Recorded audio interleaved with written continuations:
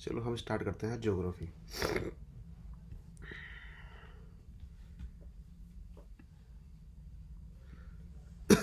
Geography में क्या है ना, इसने बता रखा है कि ज्योग्राफी के जो टर्म्स है ना, उसमें सबसे पहले किसने दिया था, एक ग्रीक स्कॉलर था, इसका नाम था इरेस्थोनीज। क्या नाम था? इरेस्थोनीज। तो सबसे पहले तो यही आता है कि ये ज्योग्राफी जो वर्ड है ना, ये किसने दिया था, इसका नाम याद कर लेना क्या है, इरेस्थोनीज। फिर इसने आगे बोला है the word geography carries basically to Greek terms. इसमें दो वर्ड है, एक जियो, जियो का मतलब तो क्या है अपने आप में अर्थ, क्या होता है अर्थ। और ग्राफोस, ग्राफोस का मतलब है डिस्क्रिप्शन, यानी पृथ्वी का डिस्क्रिप्शन विवरण। तो दूसरा क्या है, ग्राफोस, और ग्राफोस का मतलब क्या होता है डिस्क्रिप्शन, डिस्क्रिप्शन का मतलब क्या होता है उसकी और डिटेलिंग। तो ज्योग्राफी का मतलब क्या होता है पृथ्वी की पूरी ढंग से detailing. Geography is an interdisciplinary subject as well as it is a discipline of spatial synthesis. आगे चलते हैं। Richard Harth Thomas defines geography as geography is concern with the, ये काम काम की बता देता हूँ, ये बहुत ज़्यादा इसमें भर रखा है। तो ज्योग्राफी के अंदर जो हमने देखा, जो ज्योग्राफी है उसको दो भागों में बांटा गया है, इंडियन ज्योग्राफी, वर्ल्ड ज्योग्राफी। फिर ज्योग्राफी में आज हम पढ़ रहे हैं यूनिवर्स वाला चैप्टर। अब जो ज्योग्राफी में हम मोटा मोटा देखे तो ज्योग्राफी वर्ड का जो यूज सबसे पहले किया था उसका नाम था इरेटोस्थनीज। और ज्योग्राफी की दो भागों में बटा हुआ है, जियो और ग्राफी। जियो का मतलब होता है अर्थ और ग्राफी का मतलब उसका डिस्क्रिप्शन। तो जियोग्राफी का मतलब क्या हो गया, पृथ्वी का पूरा डिस्क्रिप्शन। अब इसने दे रखा है कि ज्योग्राफी का जो nature and scope of geography क्या है। तो ज्योग्राफी का नेचर स्कोप का मतलब होता है कि ज्योग्राफी कितने टाइप की है, कहाँ कहाँ हम ज्योग्राफी का यूज़ कर सकते हैं। सोचो कि आज हम जब बैठे हैं ना, इसका भी ज्योग्राफी से कहीं ना कहीं लिंक है, क्योंकि यहाँ तुम घर बनाओगे, इसका भी कहीं ना कहीं ज्योग्राफी से लिंक है। सोचो यार ज़मीन के नीचे पूरा पानी भरा हुआ है, समुद्र पास है, दलदली भूमि है, तुम्हें ज्योग्राफी का अध्ययन करना पड़ेगा, तभी तो जाके यहाँ घर बना पाओगे। ठीक है। कहीं कहीं किसी जगह पर बहुत ज़्यादा पॉपुलेशन है, किसी जगह पे पॉपुलेशन है ही नहीं, ठीक है, तो उसका भी ज्योग्राफी से लिंक कैसे है बताओ। क्योंकि कहीं जगह क्या होता है, बारिश ज़्यादा आती है, वहाँ पेड़ पौधे ज़्यादा है, वहाँ खेती ज़्यादा होती है, लोगों की क्या होगा, पॉपुलेशन ज़्यादा होगी कि नहीं होगी। और कहीं पे क्या है, ना बारिश आ रही है, सूखा पड़ा है, तो वहाँ पॉपुलेशन होगी नहीं। तो पॉपुलेशन कम हो ज़्यादा होना, इनका संबंध किससे है, ज्योग्राफी से। तो बहुत सारी चीज़ें यार, खेती का संबंध है हर चीज़ का। जैसे अब देखो इसमें क्या है, human and physical landscape unique. इसमें बहुत ज़्यादा घुसने की जरूरत नहीं है, हम आगे धीरे धीरे इसको जितना कवर करेंगे समझ जाएंगे, मोटा मोटा देख लो अभी। Uniqueness of place, diversity. कभी कभी देखे हैं कुछ प्लेस बहुत यूनिक होते हैं, जैसे तुम लोग मेघालय घूमने जाओ, शिलोंग वगैरह घूमने जाओ, बहुत यूनिक है कि नहीं वो अपने आप में, तो उस प्लेस है क्योंकि ज्योग्राफी का कुछ संबंध है उससे। Interlinkage between places through process of migration trade. अब तुम लोग देखा है कि कुछ जनता क्या है, बहुत ज़्यादा माइग्रेट करती है, किस लिए करती है, क्योंकि किसी जगह बिजनेस बहुत ज़्यादा है। बिजनेस वहाँ क्यों है, क्योंकि नियर बाई वहाँ पोर्ट होंगे, बंदरगाह होंगे, वहाँ इंडस्ट्रीज होगी। इंडस्ट्रीज वहाँ क्यों है, क्योंकि ज़मीन ज्योग्राफी के अंदर से माइनिंग एक्टिविटीज़ होगी वहाँ पे, या वहाँ की ज़मीन ऐसी कि बहुत खेती है, उसका रॉ मटेरियल से वहाँ इंडस्ट्रीज सेट हो गई। वहाँ पत्थर कुछ ऐसा है कि वहाँ सीमेंट बन रही है। तो कहीं ना कहीं ज्योग्राफी संबंध है ना। वहीं लुकिंग एज ए होल, अगर पूरी तरह से देखें तो क्या है, ज्योग्राफी क्या है, एक तरह से यूनिफाइंग साइंस है। और देखो description of earth location, geography हमें अर्थ की लोकेशन, प्लेसेस, उनका डिस्क्रिप्शन भी देता है। हम जो हैं और हमारा जो एनवायरनमेंट है, दोनों में आपस में क्या संबंध है, उसका भी अध्ययन ज्योग्राफी में करते हैं। और साथ में क्या है, स्टडी ऑफ नेचुरल फिनोमेना। जितनी भी प्राकृतिक घटनाएं होती है इस संसार में, इस धरती पे, चाहे अर्थक्वेक ले लो, चाहे आप वॉल्केनो ले लो, चाहे बारिश ले लो, चाहे बिजली का गिरना ले लो, इन सभी घटनाओं का संबंध किसी से है, ज्योग्राफी से है। Determinism and possibilism, global warming, climate change. आपको पता है इस समय ग्लोबल वार्मिंग बहुत ज़्यादा बढ़ रही है, पृथ्वी का टेम्परेचर बढ़ रहा है। तो ये सब चीज़ें हैं ना, climate change, earthquake, tsunami, volcano, ये सब क्या है, ज्योग्राफी का संबंधित चीज़ों से है। ठीक है। ज्योग्राफी की ब्रांचेस कौन कौन सी होती है, अभी तक हम लोग स्कूलिंग लेवल पे या छोटी मोटी एग्जामों की तैयारी करते थे, हम क्या पढ़ते थे, इंडिया ज्योग्राफी, वर्ल्ड ज्योग्राफी। लेकिन ऐसा नहीं है। ज्योग्राफी को मोटा मोटी जो है ना, सिस्टमेटिक अप्रोच में देखा जाए, मेन ब्रांच इसकी दो है। एक होती है, क्या होती है, फिजिकल ज्योग्राफी, और एक क्या होती है, ह्यूमन ज्योग्राफी। फिजिकल ज्योग्राफी को हम बांटते हैं, वो हम अपने हिंदुस्तान में रहते हैं इसलिए इंडिया और वर्ल्ड के आधार पर बांट लेते हैं। ठीक है। इंडिया और वर्ल्ड की फिजिकल ज्योग्राफी का मतलब होता है जो हमारी अर्थ है ना, अर्थ, इस अर्थ को, इस अर्थ को क्या क्या हमने सामने जो दिख रहे हैं, नदियाँ, पहाड़, पर्वत, पानी, समंदर, कहीं खाइयाँ, ये सब जो दिख रहा है हमारे सामने, ठीक है, कैसे दिन बन रहे हैं, कैसे रात हो रही है, कैसे समय चल रहा है, कैसे मौसम परिवर्तन हो रहा है, ठीक है, ये सब जो चीज़ें हैं वो सब किस में आती है, फिजिकल ज्योग्राफी में। यानी कि जो नेचुरल जितनी भी चीज़ें हैं अर्थ पे, उन सब की डिटेल स्टडी क्या है, फिजिकल ज्योग्राफी। अब ह्यूमन ज्योग्राफी क्या है, ह्यूमन ज्योग्राफी का मतलब है कि जो मनुष्य है वो जिस तरीके से उसका सेटलमेंट है, कहीं ज़्यादा है कहीं कम है, कैसे माइग्रेट करता है, कहीं पॉपुलेशन का सिस्टम कैसा है, ठीक है, कहीं बीमारियाँ ज़्यादा है, मनुष्य कहाँ पर एग्रीकल्चर कर रहा है। यानी मनुष्य ने जो आर्टिफिशियली अपने हिसाब से जहाँ जहाँ चीज़ें बना ली, ऐसे समझ लो मोटा मोटा, जैसे एग्रीकल्चर की तो स्टडी करोगे ह्यूमन ज्योग्राफी में, ठीक है, माइग्रेशन की स्टडी करोगे, जैसे गाँवों से शहरों की ओर पलायन हो रहा है आजकल, क्यों लोग काम धंधे के लिए जाते हैं, क्योंकि वहाँ पे कुछ ऐसा है, वो माइग्रेशन तुम इसमें पढ़ोगे। तुम इसके अलावा माइनिंग, क्योंकि मनुष्य खुद ही माइनिंग कर रहा है, यानी इंसान ने जितनी एक्टिविटीज़ इस अर्थ पे कर रखी है, ठीक है, वो सारी किस में आती है, ह्यूमन ज्योग्राफी के अंदर। ठीक, जैसे कि इवन ट्रांसपोर्ट तक भी, ठीक है, ट्रांसपोर्ट भी इसमें आता है, ज्योग्राफी का पार्ट है। जैसे कितने नेशनल हाईवेज हैं, कितने वाटर वेज है तुम्हारे यहाँ पे, ठीक है, समुद्र के अंदर कितने तुम्हारी वेज है कहाँ कहाँ जाने के लिए, तो वो सब भी इसके अंदर आते हैं। ठीक, however biogeography is a third branch, कई बार थर्ड ब्रांच के रूप में बायोजियोग्राफी को बोलते हैं, which is an interface between physical geography and human geography. यानी ये फिजिकल ज्योग्राफी और ह्यूमन ज्योग्राफी के अंदर एक संबंध दिखाने वाला एक और भूगोल, उसको क्या बोल देते हैं, बायो जियोग्राफी। कई बार बोलते हैं कि बायो जियोग्राफी नाम की भी एक चीज़ है, लेकिन कई बार उससे स्टडी कर लेते हैं, कई बार ऐसा लगता है कि वो दोनों में लिंकेज दिखाते हैं। अब फिजिकल ज्योग्राफी जो है ना, वो उसकी मेजर ब्रांचेस कौन कौन सी है, एक तुम्हारा हो गया जियोमॉर्फोलॉजी। अब तुम पूछोगे यार जियोमॉर्फोलॉजी क्या है, तो मैं ये देखो, तुम्हें ये वर्ड जो है ना आज इसलिए जाना जरूरी है, बाद में बार बार तुम्हें परेशान करेंगे। और मैं तुम्हें पहले बता दिया, जियोग्राफी पूरी तरीके से जितने ज़्यादा हो सके नए नए टर्म्स तुम्हारे सामने आएंगे, तुम्हें रखना ही पड़ेगा उनको। जियोमॉर्फोलॉजी का मतलब होता है पर्वत का निर्माण, जो प्राकृतिक घटनाएं हो रही है, अर्थक्वेक, वोल्केनो, समुद्र कैसे बने, ये चट्टानें कैसे बनी, ये सतह कैसे बनी, ये देश कैसे बने, ये महाद्वीप कैसे बने, वो सब किस में आते हैं, जियोमॉर्फोलॉजी में। ये तुम्हारा क्लाइमेटोलॉजी है, क्लाइमेटोलॉजी में क्या आ गया, क्लाइमेटोलॉजी का मतलब होता है मौसम में जो परिवर्तन हो रहे हैं वो सब आ गया। हाइड्रोलॉजी में क्या आ गया, इस अर्थ पे जो वाटर का जो मूवमेंट है, चाहे वो वाष्प के रूप में हो, चाहे समुद्र के रूप में हो, चाहे नदियों के रूप में हो, चाहे झील के रूप में हो, चाहे झरनों के रूप में हो, उन सब का अध्ययन हाइड्रोलॉजी में करते हैं। और सॉइल ज्योग्राफी, मिट्टी कैसे बनी, किस टाइप की मिट्टी होती है, किस टाइप की मिट्टी में किस चीज़ कमियां हैं, किस कौन सी चीज़ें और ज़्यादा चाहिए, किस तरह की खेतियाँ वहाँ हो सकती है, वो सब किस में आते हैं, सॉइल ज्योग्राफी में।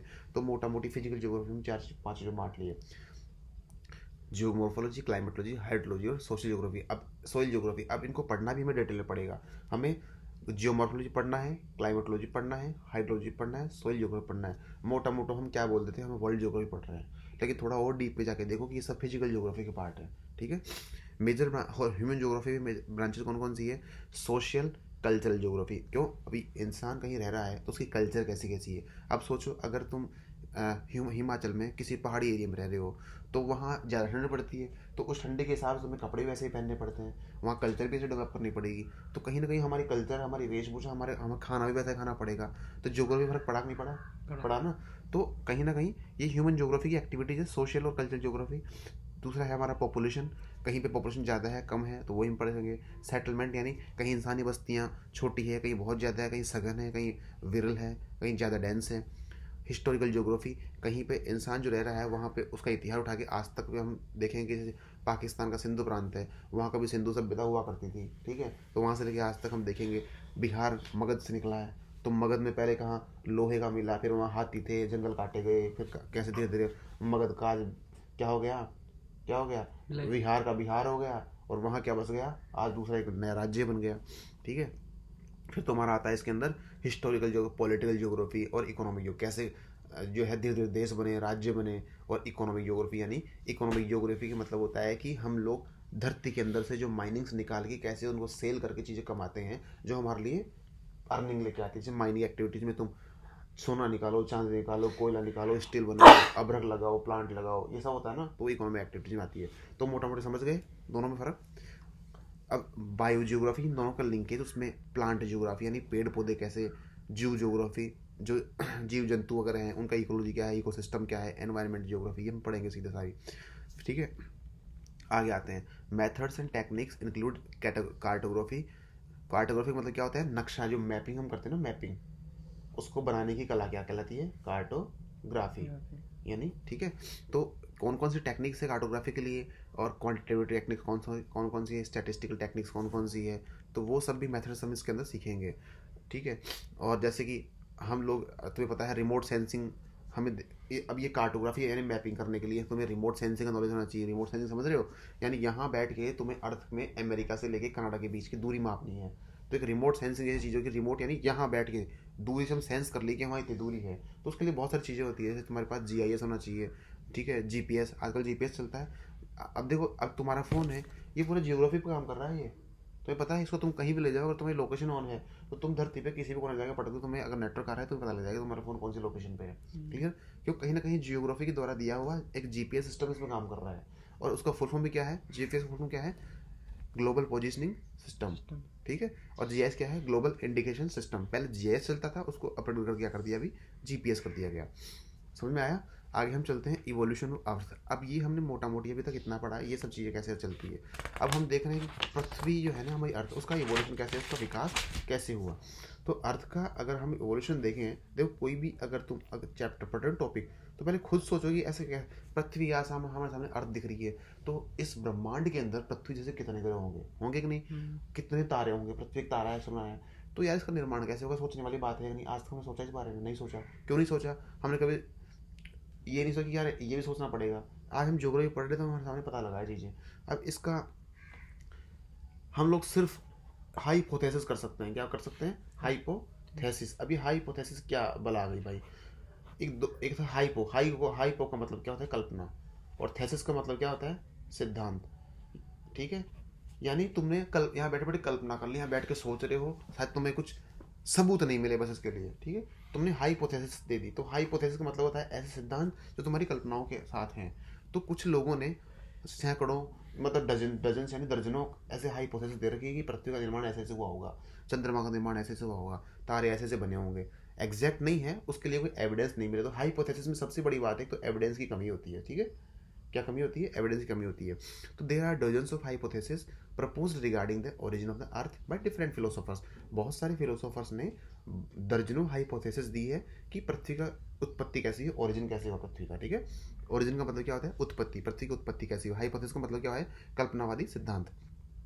However, one of the hypothesis, namely nebular hypothesis given by Immanuel Kant। अब देखो ये बहुत इंपॉर्टेंट है, एक हाइपोथेसिस है उसका नाम है नेबुलर हाइपोथेसिस, को किसने दिया था, इमैनुअल कांट। ठीक है, किसने दिया था, इमैनुअल कांट। अब ये बहुत ही वो है चीज़ समझने वाली कि जो नेबुलर हाइपोथेसिस है वो किसने दिया था, इमैनुअल कांट ने। और इसको रिवाइज भी किया था दूसरे बंदे ने, उसको रिवाइज किसने किया था, लैपलास ने। ठीक है, तो ये एग्जाम में पूछता है। अब तक हमने जो देखा ना, इसमें ये तो समझने वाली चीज़ें कि बार बार आएगी, ये क्वेश्चन में आने लायक चीज़ है कि नेबुलर हाइपोथेसिस किसने दी थी, तो इमैनुअल कांट ने दी थी। और किसको इसने रिवाइज किया था, लैपलास ने। अब नेबुलर हाइपोथेसिस है क्या, इसका मतलब ये है कि planets were formed out of a cloud of material associated with the youthful sun. इसने ये कहा है कि प्लैनेट्स का निर्माण कैसे हुआ, ये जो प्लैनेट है आपके ये कैसे बने। तो इसने बोला है कि प्लैनेट्स किससे बने, पहले तुम्हारा सन था, क्या था, सूर्य था। और इसने बोला सूर्य भी कैसा था, यूथफुल था। यूथफुल का मतलब होता है अपने शुरुआती दौर में था, उस शुरुआती दौर में जो सूर्य था। तो उसने बोला है कि ये planets were formed out of a cloud, youthful sun. ये यूथफुल सन के साथ एक क्लाउड था। ठीक है, क्या था, क्लाउड यानी बादल थे। इन बादलों से क्या है, प्लैनेट्स का निर्माण हुआ है।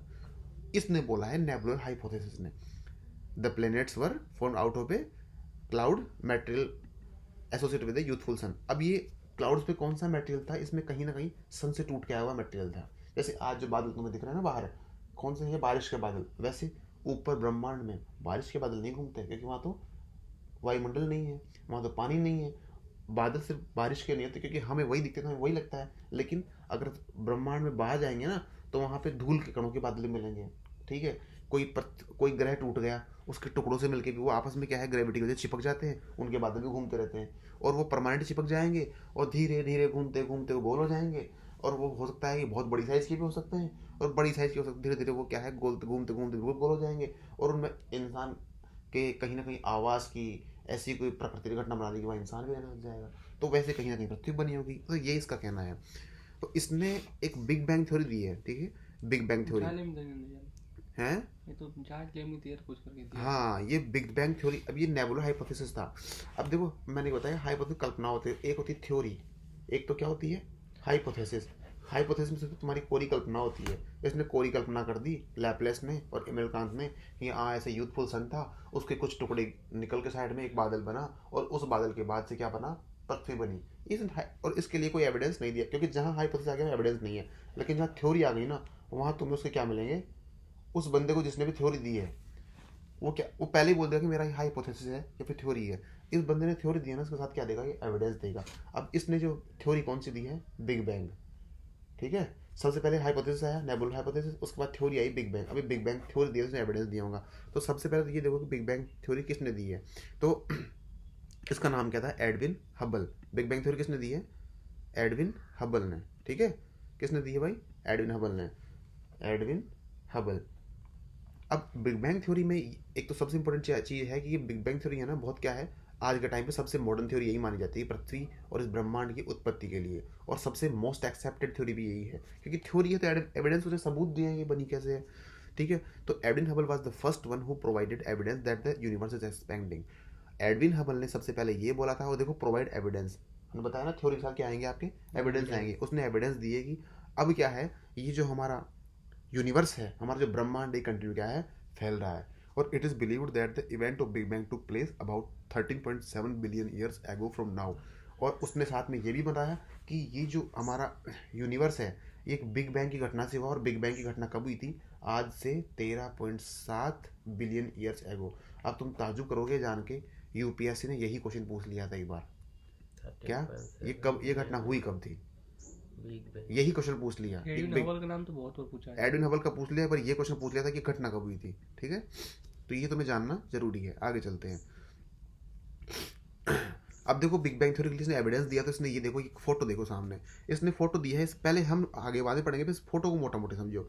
ये तुम्हें दिख रहा है कि बादल जैसा होगा ये, ठीक है, इस बादल में एक गैस का क्लाउड है, इसमें कंकर पत्थर भी होंगे, इसमें धूल के कण भी होंगे। अब ये धूल के कण या कंकर पत्थर या ये सब कहाँ से आया होगा, ये हो सकता है ब्रह्मांड में कहीं से आया होगा। तो ये धीरे धीरे क्या है कि ब्रह्मांड में क्या है ना, बहुत तरह के ग्रेविटी डिफरेंस की वजह से या टेम्परेचर डिफरेंस की वजह से वो चीज़ें रोटेट करने लगती है बाद में। तो देखो धीरे धीरे ये रोटेशन चल रहा है इनके अंदर चला रोटेशन, ये रोटेशन धीरे धीरे रोटेशन करता करता क्या दूर और फैल गया। ये धीरे धीरे ब्रह्मांड की उत्पत्ति हो रही है ये। ठीक है, और धीरे धीरे फैल गया, ये एक ब्रह्मांड बन गया, दूसरा ब्रह्मांड बन गया, तीसरा, कई ब्रह्मांड है, ब्रह्मांड भी एक नहीं है। ठीक है, फैल गया। तो इसमें यही बताया है कि बिग बैंग थ्योरी ने ये कहा कि यूनिवर्स जो है ना, ये यूनिवर्स जो बना है, ब्रह्मांड बना है, ये एक्सट्रीमली डेंस और हॉट स्टेट। ये डेंस जो तुम्हें दिख रहा है, डेंस मतलब बहुत घना, एक तो डेंस बहुत है और हॉट और गर्म बहुत है। Keeps expanding all till date. ये ब्रह्मांड क्या है, ये कहाँ से निकला है, एक ऐसे क्लाउड से निकला है जो बहुत हॉट था, साथ में क्या है, बहुत डेंस था। तो बिग बैंग थ्योरी में क्या बोला है, ये देखो यहाँ पे स्टेप बाय स्टेप तुम्हें समझना पड़ेगा। यूनिवर्स का ओरिजिन तुम्हें देखना पड़ेगा कि दो चीज़ें हैं, यूनिवर्स कहाँ से निकला है, एक तो दो वर्ड देख लो, हॉट और दूसरा डेंस। अब ये क्या था, कोई ऐसा क्लाउड होगा। ठीक है, गैलेक्सी, अब देखो ये रोटेशन चल रहा है इनका, तो अब देखो इसने क्या बोला है, Galaxy is a group of stars. अब ये जो है ना, एक क्लाउड में हॉट और डेंस था एक क्लाउड, इसमें रोटेशन बना। अब रोटेशन बनने का वजह क्या थी, ये आगे बताया, मैं तुम्हें पहले बता दूं। रीजन क्या था उसके घूमने का, टेम्परेचर में डिफरेंस। ठीक है, टेम्परेचर ऊपर नीचे हुआ, या फिर उनकी डेंसिटी के अंदर भी डिफरेंस। अब बताओ कैसे, तुम सोचो, पृथ्वी है, हमारा चंद्रमा है, दोनों का वजन एक जैसा है क्या, नहीं है ना। सूर्य और पृथ्वी, चंद्रमा और जितने प्लैनेट्स हैं, इनका वजन एक जैसा है क्या, क्या इनका टेम्परेचर एक जैसा है, क्या इनकी डेंसिटी का मतलब होता है कि इतने से एरिया के अंदर कितना वजन है।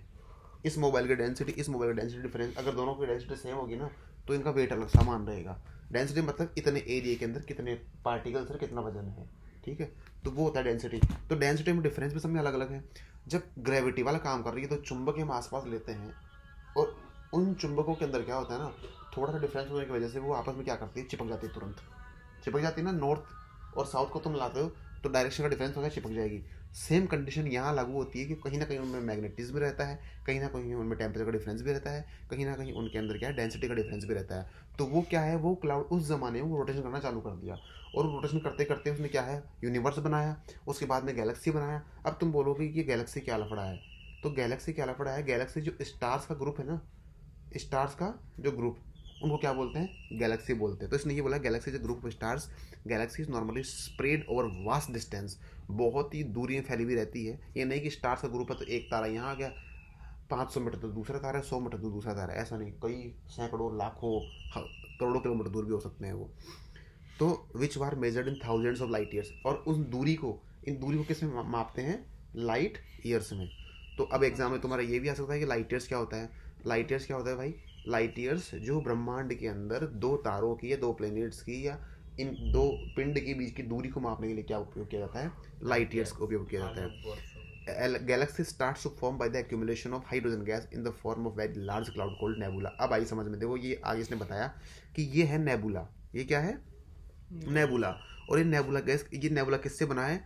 हाइड्रोजन गैस से। ठीक है, किससे बना है? हाइड्रोजन गैस से। अब यहाँ से एग्जाम में आएगा क्वेश्चन कि बिग बैंग थ्योरी के अकॉर्डिंग जो पहला नेबुला था वो किससे बना था? देखो उसमें कंकर पत्थर और ये सब तो हैं, लेकिन मैं वो गैस पूछेगा तो ये जो फर्स्ट नेबुला से बिग बैंग थ्योरी के अकॉर्डिंग यूनिवर्स का निर्माण हुआ था, किससे बना हुआ था?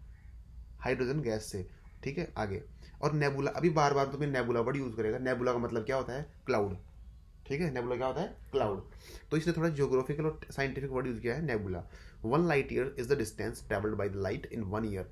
एक साल के अंदर हमारी जो लाइट है ना, प्रकाश, वो जितनी दूरी तय करती है उसको क्या बोलते हैं? Light year. और लाइट ईयर क्या होता है? 9.461 इंटू 10 की पावर 12 किलोमीटर। कितना है? 9.461 इंटू 10 की पावर 12 किलोमीटर। इसको क्या बोलते हैं?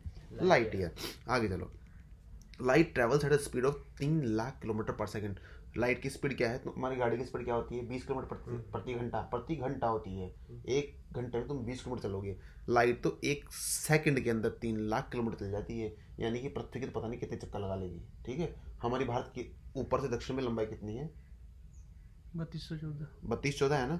तो सोचो यार, ये लाइट जो है ना, एक सेकंड में 3 लाख किलोमीटर दूरी तय कर देगी। पता नहीं कितने 3214 को कितने बार घूम जाएगी अगर ऐसी कोई पावरफुल लाइट हो तो। सो ये स्पीड है। और इस स्पीड से एक साल में कितनी दूरी तय करेगी? ये इतनी 9.461 इंटू 10 की घात 12 किलोमीटर। और ये बहुत ज़्यादा दूरी होगी। 10 की घात 12 यानी 10 के आगे भी इतने जीरो लगा दो तुम, कई अरबों खरबों किलोमीटर तय कर लेगी। तो इसी को बोलते हैं लाइट ईयर। ठीक है, अब देखो इसने बोला है कि जो सूर्य है और पृथ्वी है उसके बीच में कितनी दूरी है। तो ये भी एग्जाम में आ जाता है। इसको या तो तुम किलोमीटर में याद कर लो या तुम किस में याद कर लो? लाइट ईयर्स में याद कर लो। तो किलोमीटर में कितनी हो गई है? इकाई, दहाई, सैकड़ा, हजार, 10,000, लाख, 10 लाख, करोड़, 10 करोड़। तो 14 करोड़ 95 लाख 98 हज़ार किलोमीटर। कितना हो गया? 14 करोड़ 95 लाख 98 हज़ार किलोमीटर। यानी कुल मिला के अब ये 95 लाख 98 हज़ार छोड़ो। सुनो, ये तुम, ये अगर तुम्हें मोटा मोटी याद करना ना कोई चीज़, तो देखो ये 95 लाख 98 हज़ार छोड़ो, मोटा मोटी कितना? 15 करोड़ के आसपास है।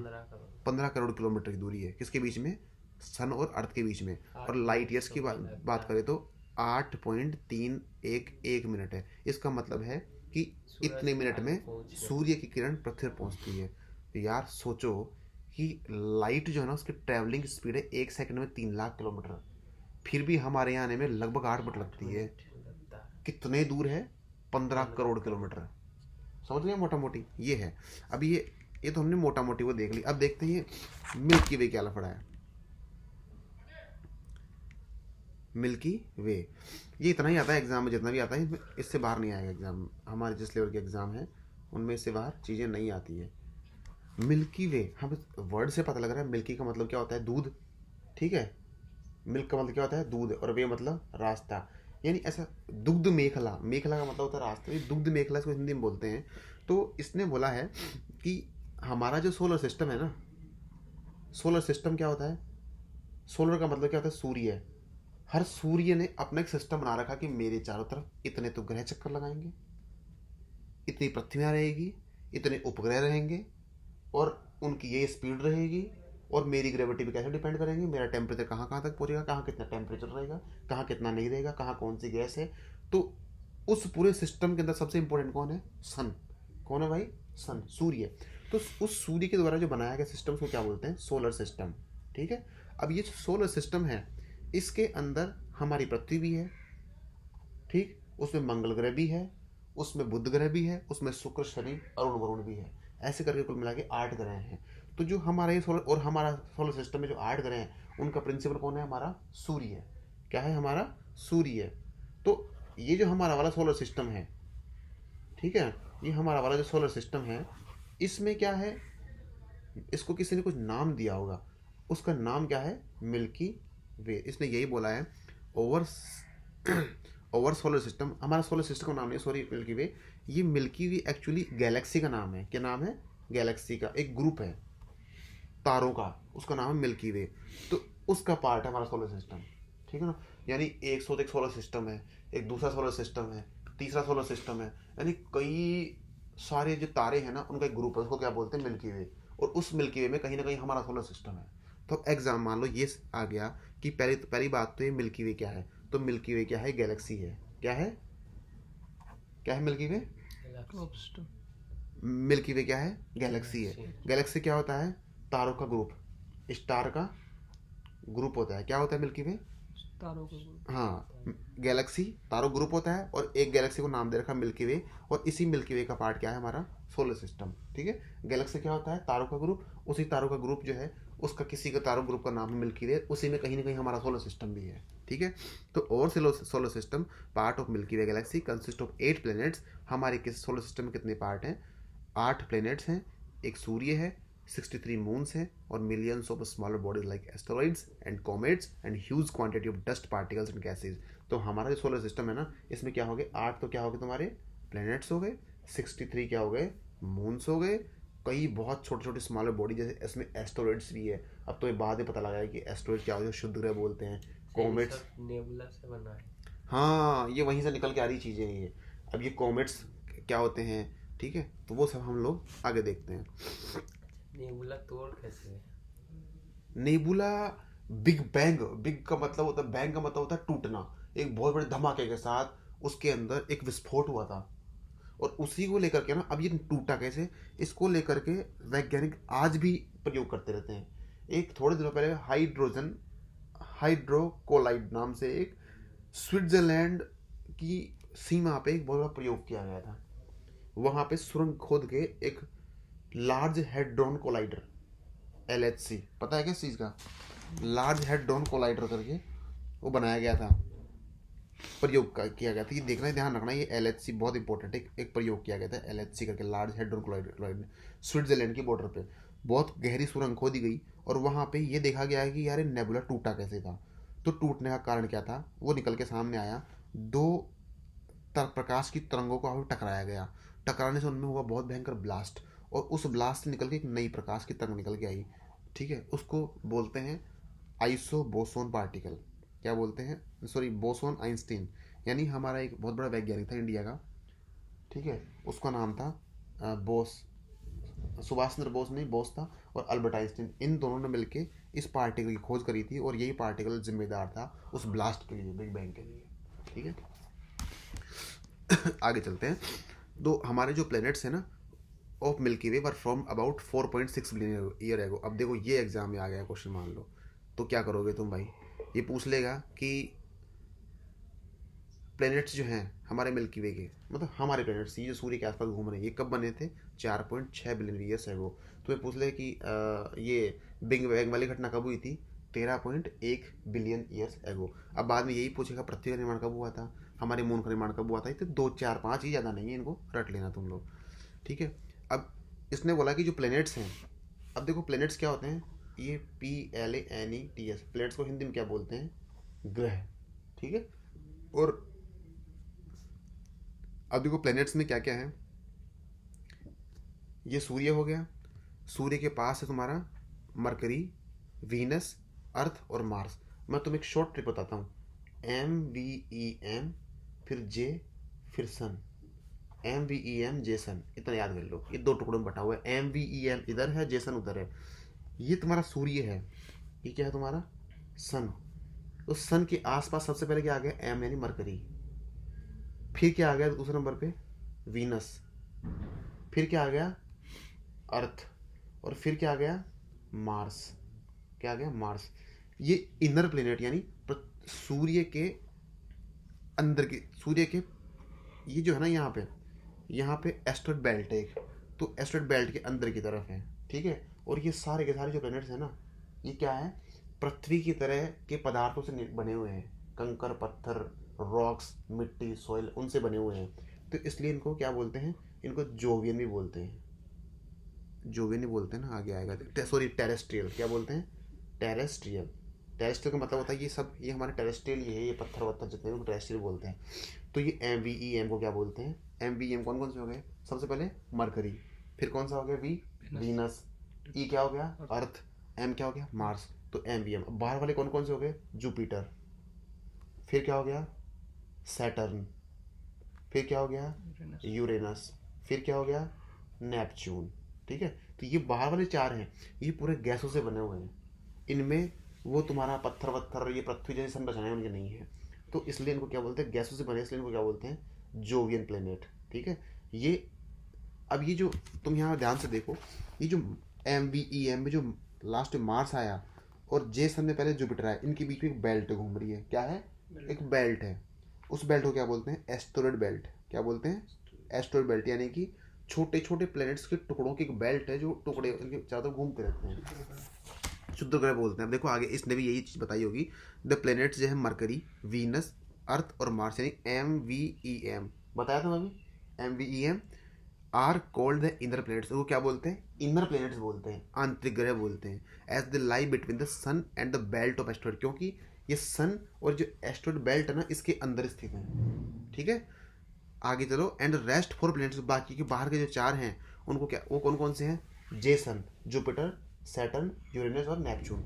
इसने ये बोला है Jupiter, Saturn, Uranus and Neptune, उनको क्या बोला गया है? Outer planets. अब तुम्हें एग्जाम में यही पूछ लेगा, 4 ग्रहों के नाम दे देगा, बोल देगा इनमें से कौन से ग्रह तो क्या है? आउटर है, कौन से इंटरनल है।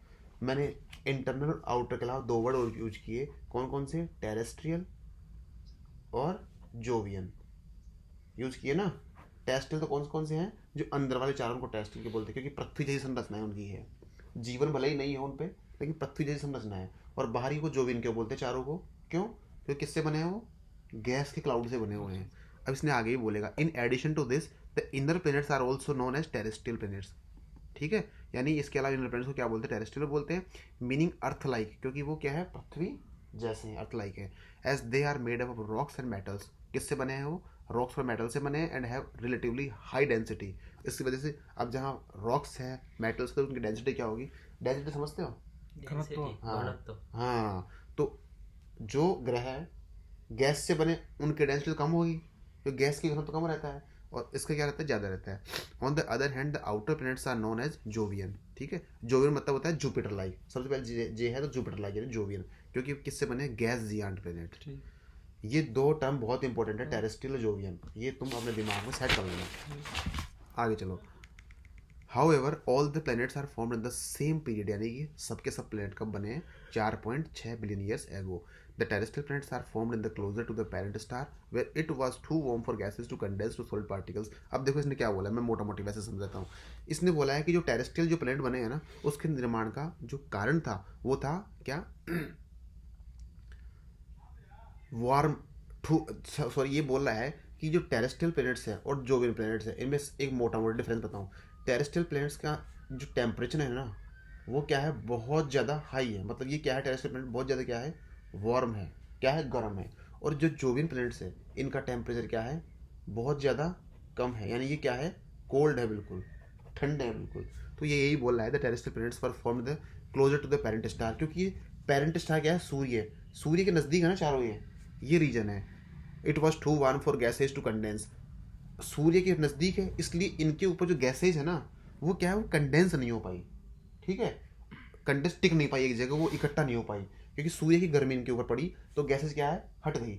जबकि ये बहुत दूर ठंडे हैं, तो ये सारे गैसेज से बने हुए प्लेनेट है, क्योंकि इनके ऊपर क्या है? अच्छा, ऐसा नहीं है कि पूरे गैस ही गैस का ही गोला है, उसका मतलब ये भी नहीं है। इनमें भी रॉक्स है, इनमें भी मेटल है, लेकिन वो मेटल कम है, उसके ऊपर गैस का गुबार ज़्यादा है, क्योंकि आसपास की सारी गैसें ठंड की वजह से, कम टेम्परेचर से आगे उस पर जम गई और कई किलोमीटर के ऊपर जम गई। ठीक है, जैसे तुमने देखा होगा, हम क्या करते हैं? CNG लेते हैं। CNG बहुत ज़्यादा अगर फैला दे खुले में तो फैल जाएगी, लेकिन जब उसको एक टैंक में हम करते हैं तो डेंस हो जाती है ना, वो हो जाती है ना।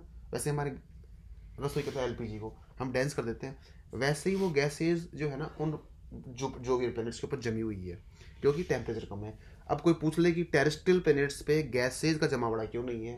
क्या रीजन है भाई? रीजन ये है कि हम सूर्य के बहुत नज़दीक है, और उसकी गर्मी की वजह से वो गैसेज क्या है? जम नहीं पाई, वो कंडेंस नहीं हो पाई। आगे ये कहा ना कि जो भी planets were formed at A quite distance location from the parent star, बहुत दूर वो था पेरेंट स्टार से, इस वजह से क्या है वो जम नहीं पाई। ठीक है,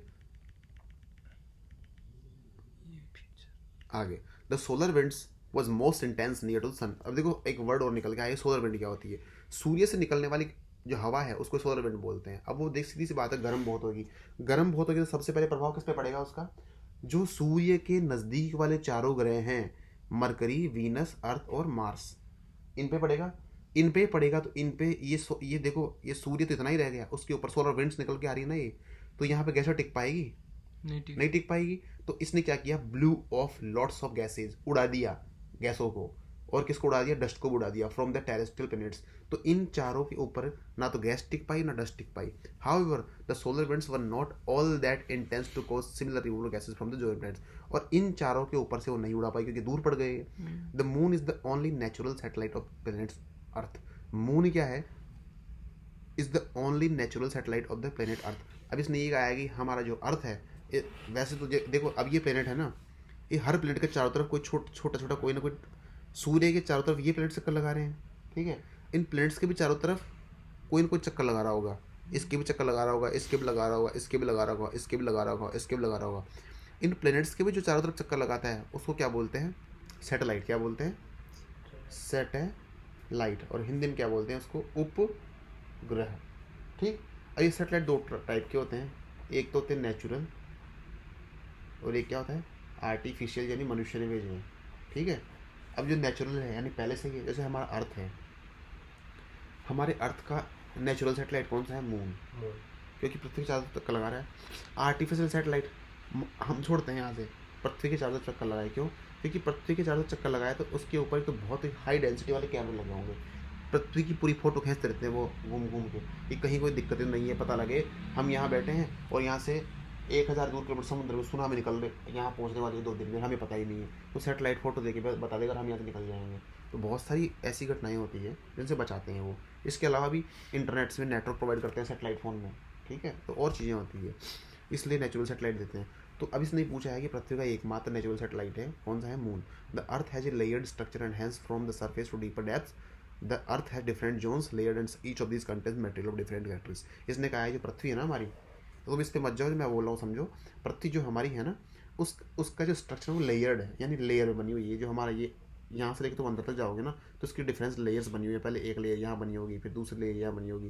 कैसे? जैसे तुमने कभी मिठाई खाई है, बर्फ़ी खाई है, उसमें पहले ऊपर ड्राई फ्रूट्स की लेयर लगी रहती है, फिर मावे की लगी रहती है, फिर नीचे दूध की लगी रहेगी। तो लेयर्स रहेगी ना, वो क्यों उसने बनाया ऐसा ही। वैसे हमारी पृथ्वी भी ऐसी बनी है, सबसे ऊपर मिट्टी मिलेगी, बीच में लावा मिलेगा, नीचे तुम्हें मेटल मिलेगा, वैसे लेयर्स बनी हुई है।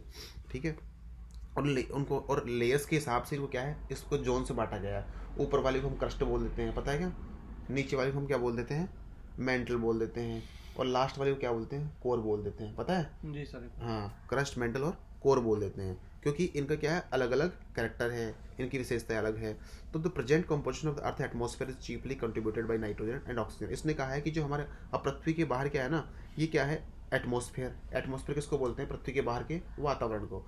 तो इसके अंदर जो गैसेज भरी हुई है मेनली 2 गैसेज है, एक तो कौन सा है तुम्हारा? नाइट्रोजन, ठीक है, और दूसरा कौन सा है? Oxygen. As the primordial atmosphere with hydrogen helium is suppose to have been stripped off as a result of the solar winds. इसने बहुत बड़ी बात बोली। देखो, प्राइमोर्डियल का मतलब क्या होता है? प्राइमोर्डियल एटमॉस्फेयर का मतलब होता है कि अभी का नहीं, कब का? जब पृथ्वी का जन्म हो रहा था या जन्म हुआ था, उस टाइम का वातावरण कैसा था? तो उस टाइम के वातावरण में ये तो नाइट्रोजन ऑक्सीजन तो आज है। प्राइमोर्डियल एटमॉस्फेयर के अंदर कौन सी गैसें थी? हाइड्रोजन थी, और कौन सी थी? हीलियम थी। कौन सी थी? हीलियम। लेकिन सोलर विंड्स की वजह से वो क्या हो गई? ब्लू ऑफ हो गई, यानी उड़ चुकी है वो। आज वो क्या है? गैसेज नहीं है। ठीक है, तो ये हमारा जो है ना, हम मोटा मोटी क्या देखा, ये देखा हमने। अभी ये जो यूनिवर्स वाला पार्ट है, हम इसको